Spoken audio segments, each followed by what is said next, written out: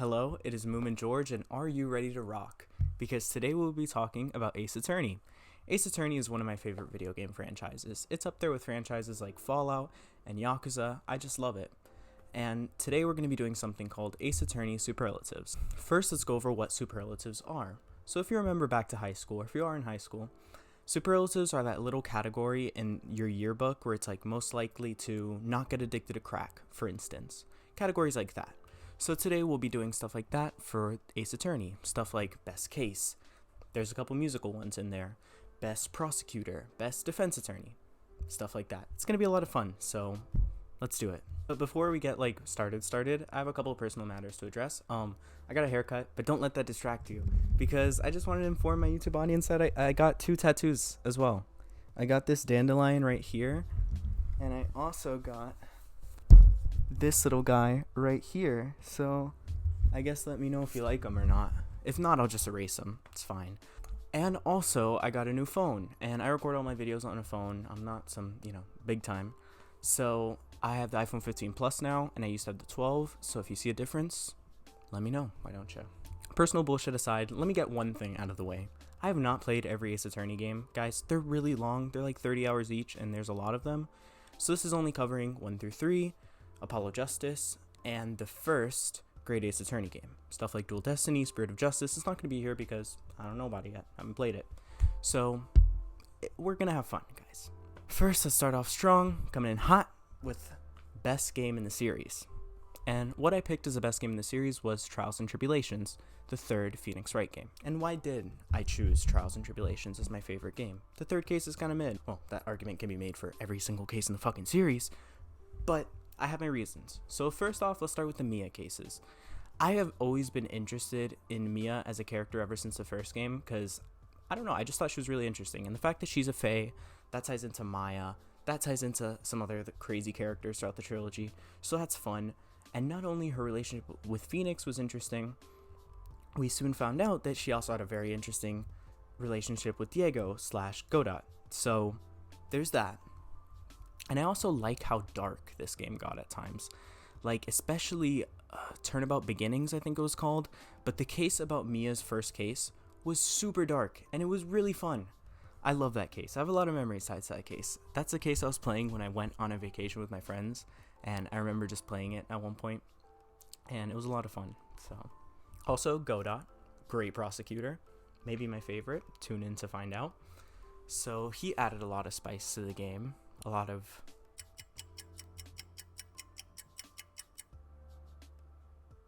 beans. I don't know, I couldn't think of a coffee joke, I'm sorry. I also like how much they nailed the connectivity in this game. Every Phoenix Wright game, well, every Ace Attorney game, has great cohesion and connectivity in their plots. Stuff from the first case will have major implications for stuff in the last case, which is horrible if you take a break, by the way. I took a break from the last case in Great Ace Attorney, and I don't know where the fuck the story is anymore, guys. I haven't played in months. I have to restart that game, so don't be like me. Don't do it, guys. If you're gonna go through it, go through it. I've been pretty busy with school, so I haven't started Dual Destinies yet, because I know I'm gonna be completely unraveled by it. But Trials and Tribulations has great connectivity, because not only do we get good reminders of the past, we even see why Phoenix wanted to become a lawyer. We saw him get accused of murder. Wasn't that insane? Overall, guys, I just think it's a wonderful game, and a lot of it is just truly what Ace Attorney is as a game. Every case is connected, the characters are interesting, and it can be challenging at times too. It's a wonderful game. Next, let's go for Best Prosecutor. And I chose as Best Prosecutor the man, Godot himself. Objection! Best lawyer is actually Clavier Gavin. Objection! That's impossible. It's written right here in George's shitty script that it's Godot. You're probably curious about his reasoning. I am too. If I had to guess, I'm gonna say strange homosexual reasons, but let's hear it from the source himself. This better fucking be good, okay? Okay, so that one lawyer was partially right, but I didn't just pick Clavier because of his looks, okay? There's a lot to the guy. Maybe it's recency bias, since Apollo Justice is the most recent game I played, not Trials and Tribulations, but I think there's a couple factors that do put Clavier over Godot, in my opinion. First, I didn't just look at it from how effective he is as a prosecutor, because in my opinion, Clavier is kind of incompetent at moments in the story. Like, I feel like there's a lot of things he could have been picking up on and just making Apollo's life harder in general in the case. than he really did as compared to Godot. Like, Godot really made you fight for it in some of the cases, but I feel like with Clavier that wasn't really as apparent. First of all, what I do really like about Clavier is his theme. Godot's theme is legendary, it's iconic, but dude, Clavier's theme is fucking badass. It is such a jam, and I listen to it on Spotify like as actual music. It's really good. So that definitely puts him up there. I also think Clavier is a really funny guy. Not only is his dynamic with Apollo really funny, he's just generally hilarious. Whether he's using German vernacular or making references to music, it's all hilarious, and he's a really fun presence in the court. Like, whenever he's telling the judge he's ready to rock, his theme is playing, and he's just super confident and in his mood, then I'm having fun with him. You know what I mean?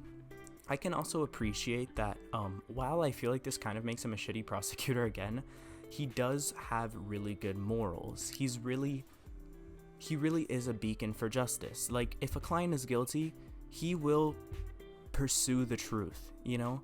He doesn't want an innocent person to go to jail. He wants the true culprit of the crime to go to jail. Whether that means a loss or a win, it doesn't matter to Clavier, because he's a good person.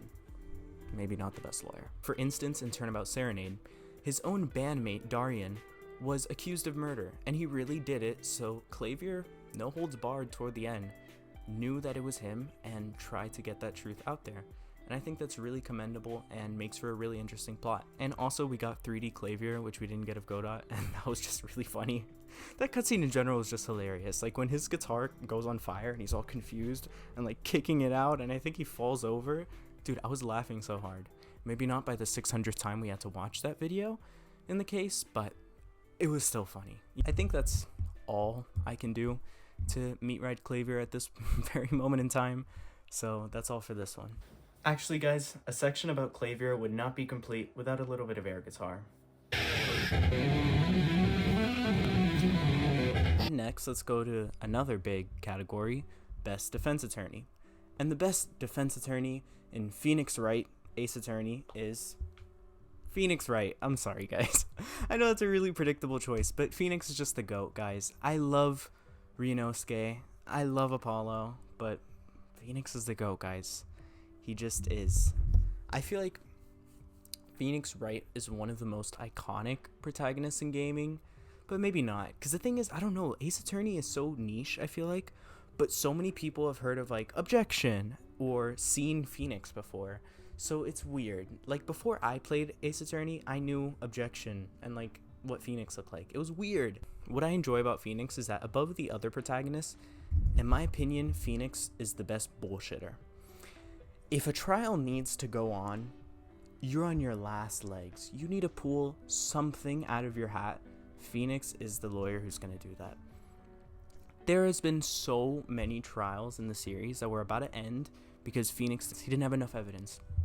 And then he pulls out some bullshit. A little stipulation that's most of the time is actually right, too. Right? Too. So it's really interesting how much he's able to bullshit a case into going into his favor. He fights for his cases. He is a fighter. Here's a couple rapid fire jokes about Phoenix. He is the king of forged evidence. He is the dad who stepped up, and he is the master of not dying. That last one wasn't funny. Whatever. Basically, guys, without Phoenix, there would be no Ace Attorney. You know, he's the original. He's the best. He is Phoenix Wright. So for my next category, I'm going with Best Villain. This one really might be affected by recency bias, guys, but just stick with me, okay? I have my reasons. I'm just rambling here, but I think I might be onto something with this one, okay? Bear with me. For Best Villain, I chose Christoph Gavin. I don't know, I don't like lurk Reddits about the games I like and stuff, so I don't really know if there's like popular or unpopular opinion. But I was really between Christoph or Dahlia from Trials and Tribulations, because while Dahlia is horrifying, very terrifying person and just evil to the core, what I like about Christoph is that he was effective. Even fucking behind bars, he was still getting kills, putting in work. Mischievous, horrible work. But if we're looking at this from a pure stats point, my guy is a fucking Michael Jordan legend in the terms of Ace Attorney murders. Not a good category to be in, guys. I mean, he killed Drew Missam, the guy who low-key got Phoenix disbarred. Not really his fault, but I mean, yeah, really. And he also killed Trucy's dad. That is just fucked up. I hear the fans have their thoughts about Zach Gramery. I don't know. When I played the game, I just kind of thought he was kind of a moron, but everyone thinks he's like a douchebag to the core, so. But anyway, Kristoff just put in work, and I also appreciate the shock that came with playing the first case. Who knew that your first case in Apollo Justice was going to be accusing your partner and like superior, your boss, of murder, and that he did it too? Like, that was just wild. He's just an evil fucking person, man. You know what I mean? To his core, he was so jealous of Phoenix that he got him disbarred. He used his brother to do that too. Like, he's just a vile person. But that makes him such a good fucking villain too. And to kill all those people and to have like a luxury cell and even sneak a poison stamp out of prison too, like, that is just some monstrous shit. Like, he really knew what he was fucking doing and what he wanted. And frankly, from a writing perspective, I have to respect that, and I think he is the best villain in Ace Attorney history. Next, we have Best Witness. This one, you guys are going to think is random as fuck. I can already call it. This is a bit of a random choice. But again, hear me out, guys. I'm an opinionated person, but I have reasons of why my opinions are so stupid. So, Best Witness, I chose Mimi Miney. And why did I chose Mimi Miney? Random case from a game that is not very loved by the fans. But here is my thing about Mimi. I feel like her case was such an unrealistic case in Phoenix Wright, which is okay. I mean, there's fucking magic and channeling and shit, so it's whatever. But for such an unrealistic case, I felt like her motivations were so real and like kind of evil. So let's think about why she killed that doctor dude. It's been years since I played Justice for All. I think it's been like 2 years, maybe a year and a half. So I don't remember what his name is, guys. I'm a bit fuzzy on this stuff, but you know, God forbid I do research before I put myself in front of the camera. But anyways, before she killed that doctor dude, do we remember why she killed him? She killed him because she was impersonating her sister who died in a car accident. And to get his name cleared from the record for medical malpractice, which Mimi herself actually committed, he wanted to channel Mimi's sister, who died in the crash, to give him an alibi, you know? But Mimi knows that if they tried to channel her, it would not work because she's alive and she took her sister's place. So what did she do? She killed the doctor and, you know, tried to frame Maya for it because, you know, that's the mark is just too easy, guys. I mean, come on. Maya's always getting accused of murder. Just do it. But my point is, she killed him not to get caught.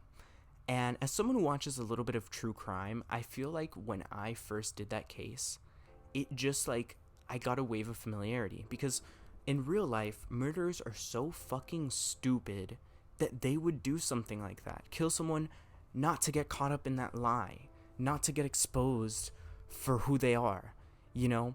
And I just think it's that type of pathetic scrambling that makes her such a great witness and villain. I put her in Best Witness as kind of a shoo-in, but I just really like Mimi. I think that she blended her two personalities so well, and it was just fun seeing her, you know, act the dumb, innocent act in the beginning and just get so mad at the end of the case when you expose her for who she really is. And I do think she has the highest kill count in Ace Attorney history, right? She killed like 14 fucking people with the medical malpractice incident? I don't know, she got a lot of bodies with that, so stats wise, that puts her up, you know? Her whole case is just very disturbing, which I appreciated about the game, you know? The games can get a little mature sometimes, and there were themes of, there was a deadly car crash, medical malpractice, just, you know, framing, like it had it all. It was I think that was a very underrated case in the series. I feel like I don't see a lot of buzz about that case, but it's a sick case. Next up is a category that actually sounds like superlatives because they're not just supposed to be best blah blah blah. Here's the other one. Next category is most likely to get accused of murder. Who do we think this is, guys? Let's take a guess. Obviously it's Maya. Huh? Of course it's Maya. She's been accused of murder like 3 or 4 times? It is ridiculous. I haven't played Dual Destinies or Spirit of Justice. I'm praying she's in those games. But if she gets accused of murder one more time, oh my god, I'm going to explode. That poor girl cannot catch a break. And really, I just use this category as an opportunity to talk about Maya, to be honest, because I really like Maya. I think of all the sidekicks in Ace Attorney, she's probably my favorite. Susato is nice. Trucy is very funny, but I don't know, Maya just has something. It's something about the dynamic between Maya and Phoenix that has always been really interesting from the start. It's interesting to see, like, you know, how good friends they are. And I just think Maya is an underratedly well-written character. You know, yes, she can be annoying at times. Yes, she's pretty immature. But I think it's so impressive that someone can be so lighthearted and just seeing the best in people when their whole life has just been a bunch of fucked up situations. Like, let's think about this, guys. Her mother, she never saw her throughout her life, and at the very end, she was accused of killing her, and she didn't know she was even next to her mother, that whole case, until the end.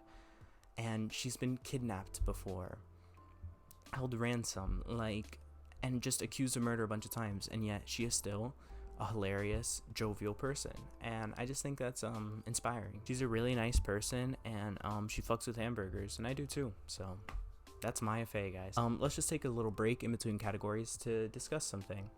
So Ace Attorney is on a lot of consoles now. It's on Xbox, PS5, and also Nintendo consoles like the 3DS. So my question is, if you're an Ace Attorney fan, what console do you play Ace Attorney on? Personally, I'm a bit of a purist douchebag, so I play Ace Attorney on my 2DS. Right here I have Dual Destinies loaded up for whenever I'm going to start it, hopefully soon. And, you know, that's how I play Ace Attorney, because in my opinion, they completely dropped the ball on the graphics of the remaster. I really appreciate the effort that they put in to graphically overhaul and make better on the graphics, but I think it took away a lot of the charm and what actually made the graphics so fucking good on the handheld versions of Ace Attorney. Yeah, comment below what you play on. My next category is Best Minigame. My best minigame, I chose Perceive. I know, like, I know it seems like I'm choosing everything from Apollo Justice, but I'm not, guys. Just wait, okay? Have faith in me. I chose Perceive, and it was kind of close between Perceive and the minigame with Herlock in Great Ace Attorney. I don't know which one that one is called, but it's the one where you, like, correct his stupid ass theories. That one is really fun. My only complaint with that one and why it didn't win is because I feel like it goes on a little bit too long sometimes. It could be a little slow. So I chose Perceive. Perceive is that minigame in Apollo Justice where you have to look at people's expressions and bodies to see any changes, to see on how they're lying in a specific statement. And this one is really cool because it is really flashy. They play like some creepy ass backwards music while you're like looking, and you get a zoomed up version of your witness that you scan up and down looking for differences and stuff. And I just think it's really unique. I like that it sort of gives Apollo a boost in the cases, because Phoenix has his Magatama and Apollo has his bands, which, you know, if you played Turnabout Succession, you know that Apollo got those from his mom, which was a witness in Turnabout Serenade. So that connectivity is just insane, guys. I've never seen a game series that connects all the dots so fucking well, you know? It's just insane. It also relieved one of my main complaints I had for Apollo Justice. Not completely, but I feel like sometimes things were out of Apollo's control. Like, it didn't feel like he was badass enough, you know what I mean, to put it simply? Like, Phoenix was very on top of his situation at times, and it made him a very powerful protagonist. But in a case like Turnabout Trump, for instance, it feels like Apollo is just being carried by Phoenix, and he isn't being as much of a protagonist as he should be. And let's not forget, Kristoff had a fucking skull in his hand, people. That was crazy. And our next category is one to do with sound. Our next category is the best objection, but in Japanese. The best objection I chose in Japanese was Ryunosuke Naruto's objection. There's not much to say. I just think he has the crispest, cleanest objection in the Japanese dub. Well, not dub, I mean, that would be the original or something. I don't know. That's the best one. That's the best one. That's all I got. Now, for the best objection in English, I chose Apollo Justice's original one. I know I keep picking shit from Apollo Justice, but it has some really good stuff in it sometimes. Apollo Justice's original English objection is my favorite, and I actually do have some reasoning behind this. I think that Apollo has the strongest objection in the Ace Attorney series. He just sounds so almost angry, and he throws that objection like it's a grenade, and I find that really satisfying. Every time I had the correct objection in Apollo Justice, it felt like a victory because of Apollo's badass delivery of that line. What can I say, guys? He has cords of steel. We all know this. Next, I have worst case. As for worst case, guys, this one is predictable. We all know. It's Turnabout Big Top, guys. It's 2-3. Obviously, it is fucking Turnabout Big Top. I love almost every case in the Ace Attorney series, but I do have almost no love for this case. Not to say I dislike it, but it's just kind of a slog. You're just... it's stupid. I feel so bad saying that because I love this franchise, but it is fucking stupid. And usually Ace Attorney is stupid, but like good stupid. But this is just stupid. Like this is like mumenjorge skits and scripts stupid. Okay, not fun, a slog. Great advertisement for my channel. It's not horrible, but it's the worst. You know what I mean?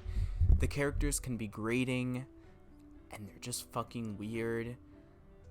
I don't even remember the murder. There was something to do with like a tiger, but it was just weird, man. Not the right vibes. The vibes were just totally off. I put in my script, and I think this is a very blunt and great closing phrase. It kind of shits on the great stupidity of Ace Attorney. And our next category is best ship. What the fuck? No, I did not write that. Someone snuck that into my script. I'm not doing best ship, guys. I don't ship characters. That's not my thing. Mia and Diego. I think that's really weird, and I'm not into that stuff. Okay, guys, let's move on. Our last category for today is most frustrating witness. For most frustrating witness, I chose Shelly D. Killer. Shelly D. Killer was a horrible witness to suffer against. It was just so fucking hard. I did eventually look it up, guys. I'll admit there's a couple times where I've just had to look shit up in Ace Attorney, and Shelly D. Killer's testimony was definitely one of them. My biggest reason for putting this as the winner of this category is his insistence on adding every fucking statement to the testimony. This just really fucked with my brain, because when you play Ace Attorney, you usually know that if a character updates their testimony, you either have to press that statement again or do an objection towards it, because typically 9 times out of 10, when they update their testimony, they're cocky motherfuckers who thought they're getting away with it, but no, they weren't. They weren't fooling anyone. But this guy, he can fool even the best attorney. On your first playthrough of this case, I forgot what case it was. I think it was 2-4. It was the Master Mask case. No, was it? Was it the Master Mask case? Whatever case it was from, I just have ingrained in my memory the awful memories of trying to beat this case and trying to beat Shelly D. Killer to get Maya back, but it was just so difficult. And that's pretty much all the categories my little brain can think of right now for Ace Attorney Superlatives. This video was just a huge ramble on a series I'm very passionate about, and I hope that we shared some of the same opinions, but if we didn't, that's okay too. Mouth off in the comments about whether you agree with me or disagree with me. I will read it either way. So I hope you really liked this video. It was a fun video. I'm having fun being a YouTuber, and it is cool. Okay? I've got to get back to watching Big Brother. Bye.